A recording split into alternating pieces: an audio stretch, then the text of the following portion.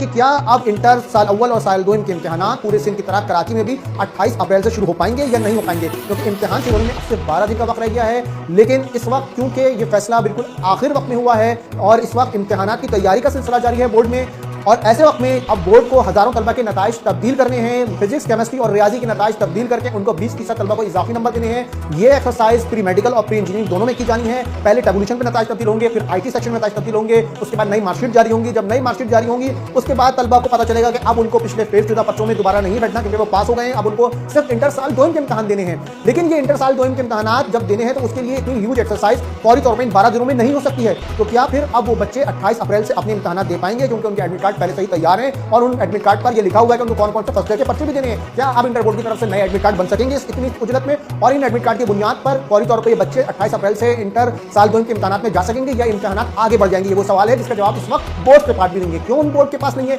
इसलिए नहीं कि बोर्ड का इस वक्त कोई चेयरमैन ही नहीं है कराची में। जब चेयरमैन होंगे तो इम्तिहान की तैयारी होगी। इम्तिहान की तैयारी कैसे होगी? क्योंकि इम्तिहान के लिए सेंटर फिक्सेशन होती है, इम्तिहानी मराकज़ का तय्युन किया जाता है। इम्तिहानी मराकज़ के तय्युन के साथ साथ डेट शीट की अप्रूवल चेयरमैन बोर्ड देते हैं, जिसके बाद तलबा की डेट शीट कॉलेजों तक जारी की जाती है और तलबा को दी जाती है। लेकिन ऐसा कुछ भी नहीं हुआ है। लिहाजा एक तरफ तो ग्रेस मार्क्स का मामला है, जबकि दूसरी तरफ इम्तिहान की तैयारी का मामला है कि खुद बोर्ड की जानिब से इम्तिहान की तैयारी फिलहाल नहीं है। लिहाजा अब 28 अप्रैल से कराची में इंटर इम्तिहान फिलहाल होते नजर नहीं आ रहे हैं, जब तक कि वहां नया चेयरमैन तैनात ना किया जा सके। इस वक्त नए चेयरमैन की तैनाती सवालिया निशान बनी हुई है। कायम मुकाम चेयरमैन के लिए यूनिवर्सिटीज एंड बोर्ड डिपार्टमेंट की तरफ से एक समरी भिजवाई गई थी, जिसमें मैट्रिक बोर्ड कराची के हाल ही में मुकर्रर किए गए चेयरमैन को इंटर बोर्ड कराची का चार्ज देने, जबकि एक एडिशनल सेक्रेटरी को हैदराबाद इंटर बोर्ड के चार्ज देने की सिफारिश की गई थी। लेकिन बताया दिया जा रहा है कि वजीर आला सिंध की जानिब से इस सिफारिश से फिलहाल एग्री नहीं किया गया। लिहाजा ये समरी भी इस वक्त महकमे यूनिवर्सिटी एंड बोर्ड में ही मौजूद है और अब तक इंटर बोर्ड कराची में नए चेयरमैन की तकर्री का कोई फैसला नहीं हो सका है।